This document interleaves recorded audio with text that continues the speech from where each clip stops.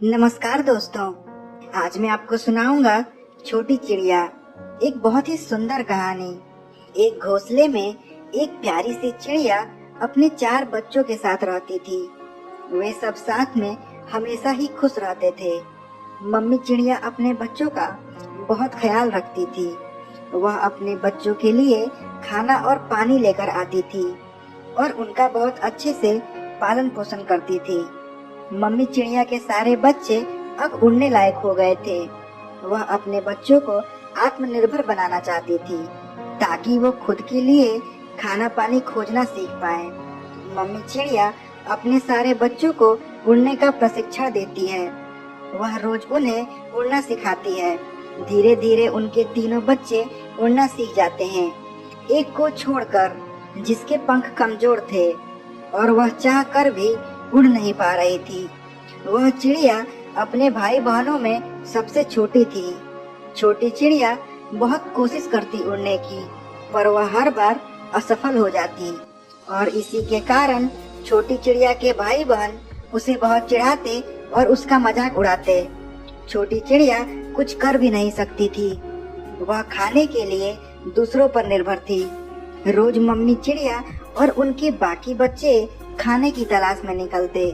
छोटी चिड़िया घोंसले की साफ सफाई करती और उसका ख्याल रखती। एक दिन घोंसले की सफाई करते वक्त छोटी चिड़िया देखती है एक बिल्ली उनके घोंसले की तरफ बढ़ रही है। चिड़िया जैसे तैसे उड़कर जमीन से छोटे छोटे कंकड़ और लकड़ी के टुकड़े लेकर उस बिल्ली पर हमला करती है और वह बिल्ली वहां से चली जाती है।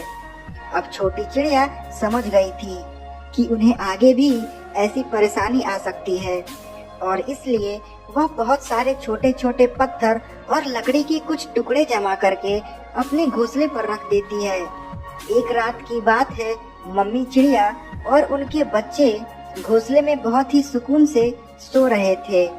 छोटी चिड़िया की नींद खुल जाती है और उसे कुछ आभास होता है। वह उठकर देखती है कि एक सांप चुपचाप उनके घोंसले की तरफ बढ़ रहा होता है। छोटी चिड़िया अपनी मम्मी और अपने भाई बहनों को उठाती है और उन सब को अपने जमा किए हुए पत्थर और लकड़ी के टुकड़े पकड़ाकर उस पर हमला करने को कहती है। सारी चिड़िया ऐसा ही करती हैं और ऐसा करने के बाद वह सांप वहां से चला जाता है।